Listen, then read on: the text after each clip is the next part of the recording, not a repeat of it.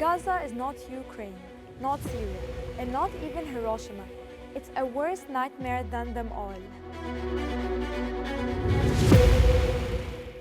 The world is igniting in anger over the fall of civilians and children. The Security Council is moving, and the international sanctions in all their forms are pouring down non-stop.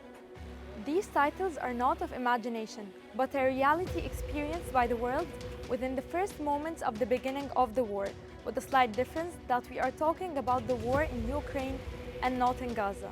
Gaza, which is less than half the size of Kiev and whose population consists of mostly unarmed civilians, now has more victims after just 36 days of war than the whole of Ukraine after 20 months of the Russian attack, while the number of child victims is about 8 times the number of child victims among Ukrainians.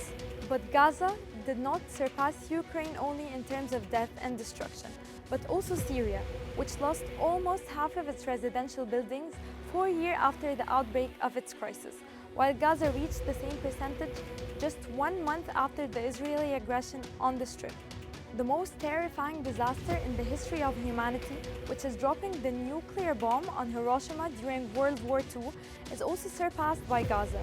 The Israeli occupation has dropped more than 30,000 tons of bombs on the Strip so far, while the power of the nuclear bomb that hit Hiroshima is equivalent to only 15,000 tons.